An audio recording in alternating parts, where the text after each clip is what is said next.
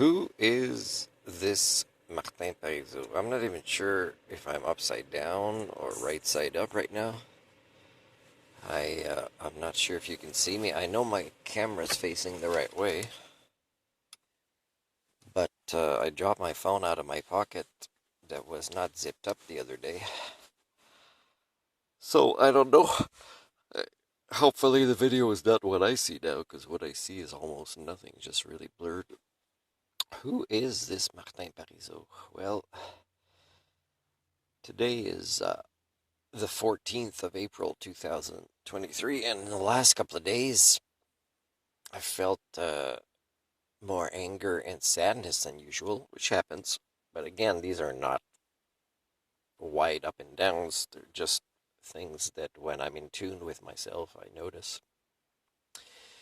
Still, yesterday I found myself a couple of times saying these little prayers, and you might think, whoa, prayers? Oh, I mean, like, are you contradicting yourself? No, I'm just using the concept of psychology in this way, and it's not, in a way, it's a tool of last resort, but it's not in a desperate way, because like I'm watching movies that are triggering me easily, and it's not easy to know exactly what the root of it is.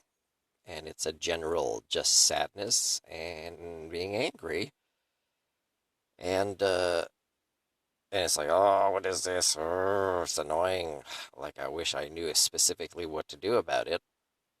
But again, as I told you guys in many videos over the years, is suffering from species alienation is 80% of my, let's say, psychic energy, is to just deal with that in a way that makes me productive and functional. There's not a lot of energy left sometimes to, let's say, work in a way that would be full time without pacing myself. So, part-time work is better sometimes for me to have the quality that I consider something to be proud of based on my human standards. So in a way, species alienation, which is how I'm triggered by the failures of my own species, is just it is in a way a handicap to society. But again, I don't have the handicap that you have in the sense that I think I need to work full time for my basic needs. I don't, like I don't make bad choices that I'm in debt all the time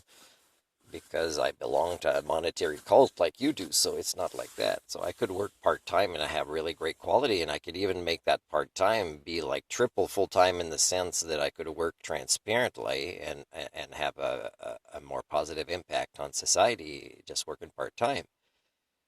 At minimum wage, I could do that. And again, I said that if I ever became a politician, I would, during my term, accept whatever is the minimum wage of that society to show, now you can tell the difference between a public servant and a self-serving person. It's one way. And I could live like that and still do a good job.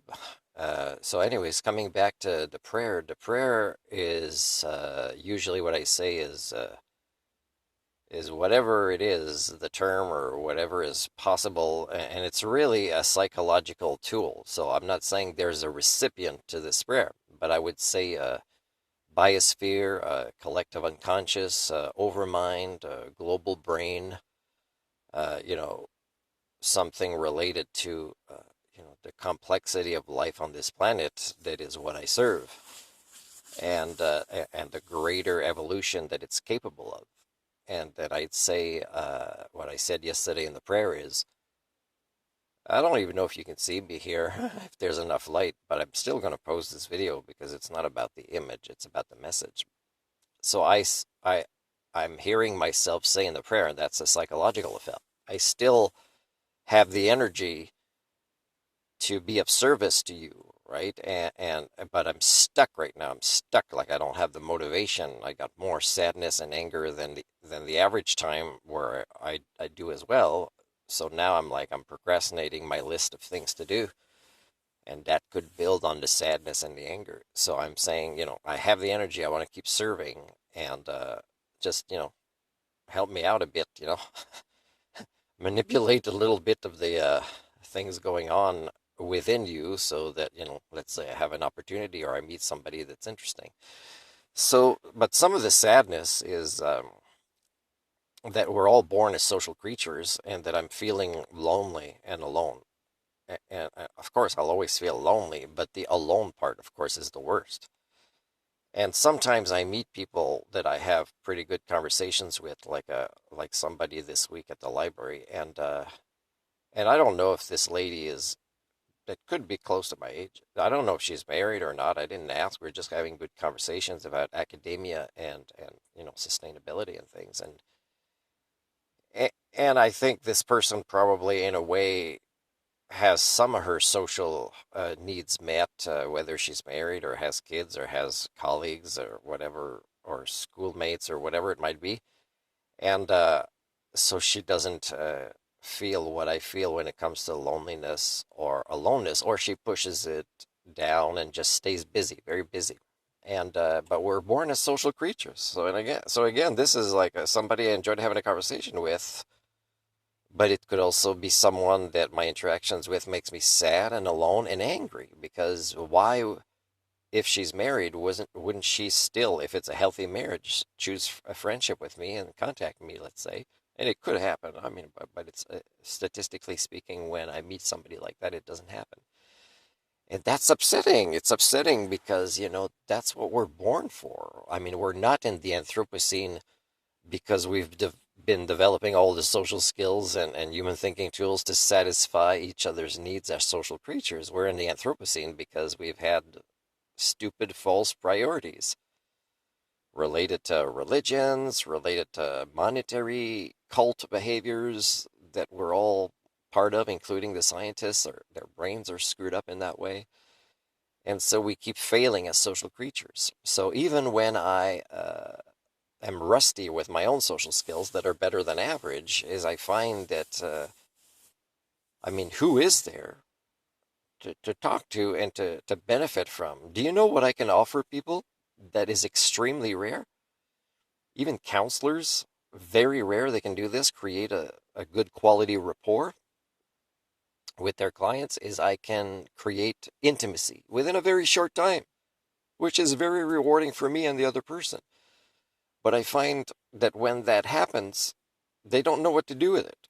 And I'm thinking of Michelle, a Korean lady in Korea, and she's like, wow, she's like, even though this guy and we don't share, the richness of the exact same language, is there's ways that Martin communicates, even using his computer or reading nonverbals, that she is known, like when she tells me the story of her youth, and yet she doesn't know what to do with this intimacy. She's like, oh my God, like I need this so much. She doesn't know what to do. Like, my husband's had like a girlfriend for 10 years. It's really like pretty much everybody knows. And like, she doesn't know how to serve her social needs. And, or a Korean lady before even going to Korea, who's a psychiatrist that I met in Vancouver by just starting conversation in a mall. I've talked about this some years ago. And she's a psychiatrist, and I spend 9 hours with her. And we go through three stages of a great breakthrough that I help her achieve, like really pushing through walls. Like, it was amazing progress within this 9 hours. And yet, I don't even think she gives me her real email.